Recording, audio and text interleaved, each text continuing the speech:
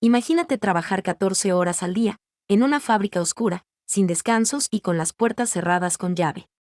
Ahora imagina que, un día, el fuego lo consume todo, y no hay salida. Esta es la historia real de las mujeres que cambiaron el mundo con su lucha, una historia escrita con fuego, sangre y rebelión.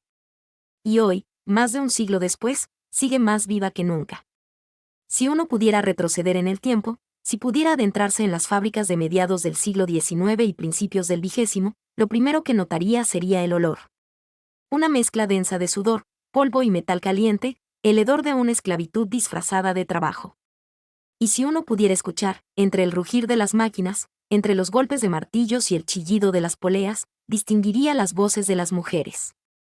Voces apagadas por la rutina, por el miedo, por la certeza de que su mundo había sido diseñado para callarlas, para consumirlas, para dejarlas sin aire. En Nueva York, Londres, Berlín y París, las mujeres tejían, cosían, ensamblaban, pero nunca decidían. Ganaban la mitad, trabajaban el doble, callaban el triple. No podían votar, no podían estudiar, no podían aspirar a más. Y si se atrevían a exigir, a levantar la mirada siquiera, el castigo era inmediato. Un despido, un encierro, un golpe. La vida de una mujer valía menos que la tela que confeccionaba. Pero algo se gestaba en las sombras. No en las oficinas de los hombres con trajes impecables y relojes de oro, sino en los corredores oscuros donde las obreras compartían su rabia, en los callejones donde los panfletos clandestinos circulaban de mano en mano. Las mujeres estaban despertando. No todas, claro. No las que aún temían. No las que habían sido convencidas de que así debía ser. Pero las otras, las que tenían el coraje de mirar más allá del hambre y la rutina, comenzaron a organizarse. Pequeñas reuniones en fábricas, susurros en mercados, cartas secretas cruzando fronteras. Aquel murmullo se convirtió en un grito el 8 de marzo de 1857, cuando cientos de trabajadoras textiles de Nueva York abandonaron sus puestos y marcharon por las calles, exigiendo mejores condiciones laborales, exigiendo pan y dignidad. Las llamaron histéricas, problemáticas, ingobernables. Y cuando insistieron, cuando volvieron a las calles una y otra vez, las llamaron algo peor, peligrosas. Los años pasaron, y cada huelga, cada protesta, cada mujer arrestada o despedida por hablar, se sumó a un incendio que aún no terminaba de consumirse. No era solo el derecho al trabajo digno, no era solo el derecho a ganar lo mismo que un hombre. Era el derecho a existir. Y justo cuando parecía que el mundo podría ignorarlas, cuando los gobiernos y empresarios confiaban en que el tiempo las haría olvidar, ocurrió lo impensable. El fuego, aquel fuego de la lucha, se volvió real. Pero no en las calles, no en los discursos o en los panfletos. Sino en una fábrica, en una esquina de Nueva York, donde la historia se torció para siempre. La mañana del 25 de marzo de 1911 amaneció sin presagios. Los rascacielos de Nueva York, esas torres de acero que parecían desafiantes frente al cielo, contenían en sus entrañas el latido incansable de miles de trabajadores. En el octavo, noveno y décimo piso del edificio Asch, en una fábrica textil llamada Triangle Shirtwaist, centenares de mujeres comenzaron su jornada como cualquier otro día. Cosiendo, cortando, ensamblando sin levantar la cabeza, sin hacer preguntas.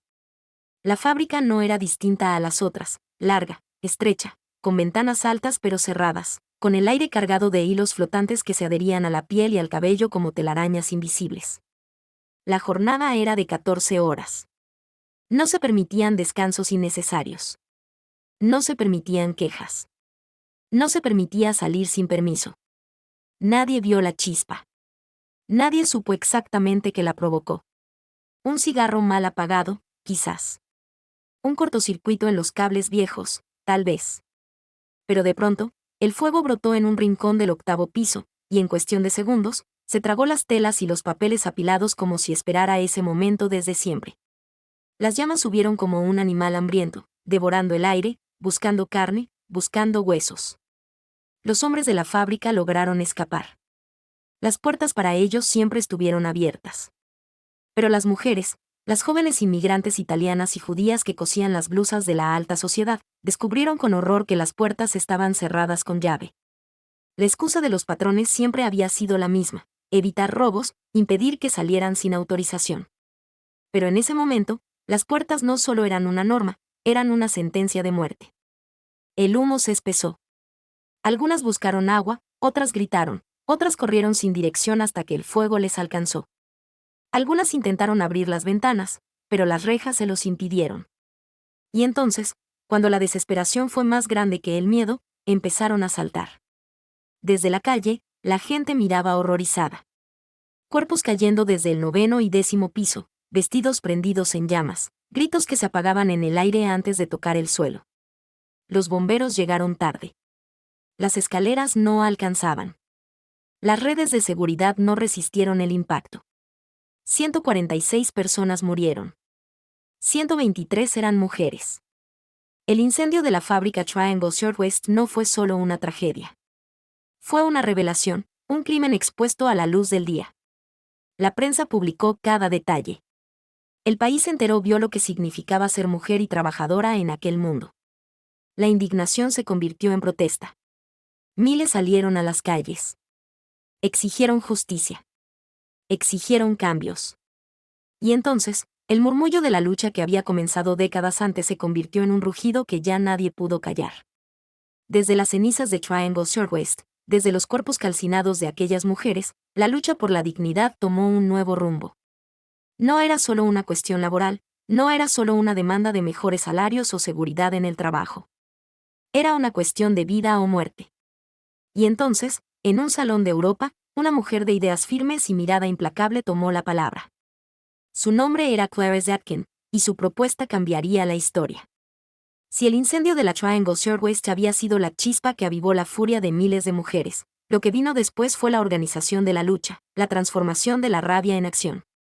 Y en medio de ese torbellino de cambios, una mujer se alzó con una idea que cambiaría el curso de la historia. Clara Zetkin. Alemana, socialista, revolucionaria. No era una mujer de medias tintas ni de discursos vacíos. Sabía que las huelgas y protestas aisladas no eran suficientes. Había que unir a todas las mujeres, más allá de sus países, más allá de sus diferencias. Fue en 1910, en Copenhague, durante la Segunda Conferencia Internacional de Mujeres Socialistas, donde Zetkin presentó su propuesta. Un día, uno solo, para recordar, para exigir, para pelear. Un día donde todas las mujeres del mundo, obreras, campesinas, estudiantes, madres, hermanas, alzaran la voz al mismo tiempo. Las palabras de Clara Zetkin fueron como un trueno en medio de una tormenta. Las delegadas de más de 17 países asintieron, se miraron, entendieron. No era una sugerencia, era una necesidad. El Día Internacional de la Mujer había nacido. Pero aún faltaba un golpe más. El golpe definitivo. Rusia, 1917. La nieve cubría San Petersburgo. El hambre devoraba a la gente. La guerra, la opresión y la desesperación asfixiaban cada esquina. Las mujeres, agotadas de hacer fila por un pedazo de pan, hartas de ver a sus hijos morir, salieron a las calles el 8 de marzo. Miles de ellas. Gritaban. Protestaban. Exigían comida, paz, derechos. Se unieron los obreros. Se unieron los soldados. Y lo impensable ocurrió, el zar Nicolás II cayó. Fue el 8 de marzo de 1917 cuando las mujeres no solo protestaron. Hicieron temblar un imperio. Desde ese momento, el Día Internacional de la Mujer dejó de ser solo una idea. Se convirtió en un símbolo, en una fecha con sangre y fuego, en un grito que resonaría por décadas. Pero aún faltaba que el mundo entero lo reconociera. Faltaba que la historia tomara nota y que las instituciones lo hicieran oficial. Y para eso, haría falta otro siglo de lucha.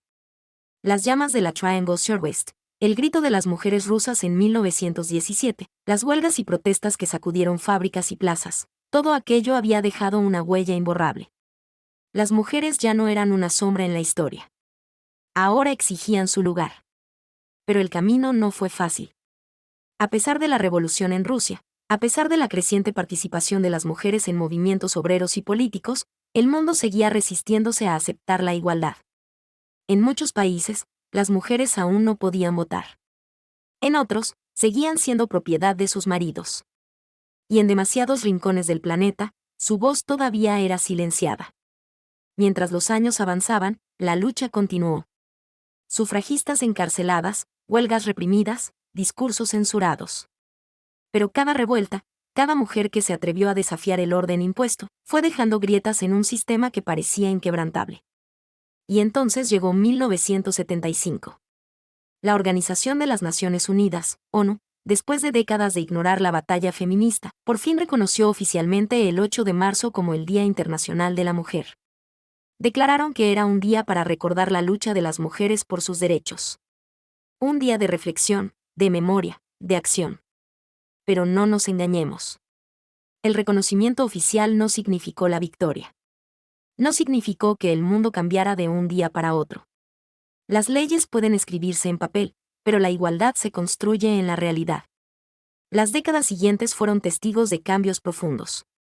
Las mujeres ganaron el derecho al voto en países donde aún eran consideradas ciudadanas de segunda clase. Ingresaron a universidades, ocuparon cargos políticos, se hicieron escuchar. Pero, ¿había terminado la lucha? No. Ni entonces, ni ahora. Porque si bien la ONU estampó la fecha en el calendario global, las injusticias siguieron vivas en cada rincón del mundo. La brecha salarial, la violencia de género, la falta de oportunidades, los derechos negados. La opresión cambió de forma, pero no desapareció.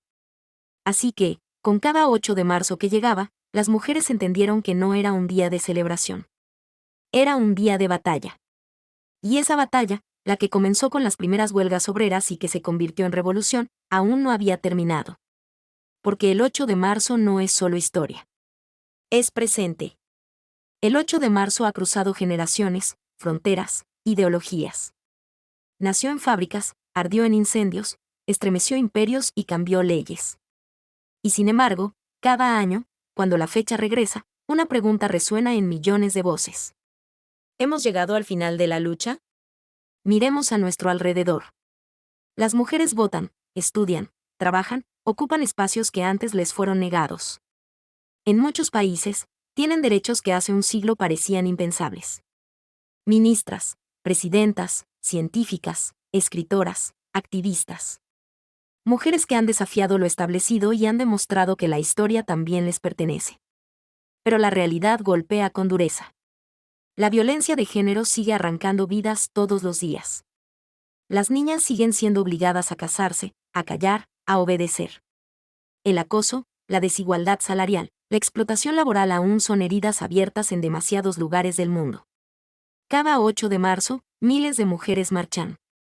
En Nueva York, en Madrid, en Buenos Aires, en Ciudad de México, en Lima. Levantan carteles, gritan consignas, exigen justicia. Algunas recuerdan a sus hermanas que ya no están. Otras luchan para que las que vienen no tengan que vivir lo mismo. Y sin embargo, cada año hay quienes intentan diluir el significado de esta fecha. Empresas que llenan sus redes con mensajes vacíos mientras siguen pagando menos a sus trabajadoras. Gobiernos que celebran con discursos, pero no con acciones. Personas que piensan que el 8 de marzo es solo una excusa para regalar flores y no un día de memoria y resistencia. Por eso, la historia que comenzó hace más de un siglo aún no ha terminado. Porque la lucha de las mujeres no es una página del pasado, es un capítulo en construcción. Así que cuando llegue otro 8 de marzo y alguien pregunte por qué seguimos saliendo a las calles, por qué seguimos recordando, por qué seguimos peleando, la respuesta será clara. Porque la historia nos ha enseñado que ningún derecho fue concedido. Todos fueron arrebatados. Y mientras haya injusticia, seguiremos escribiendo esta historia. No olvides suscribirte para no perderte ningún episodio. Si te gustó este video, dale like y comparte con tus amigos para que más personas puedan sumergirse en estos relatos fascinantes.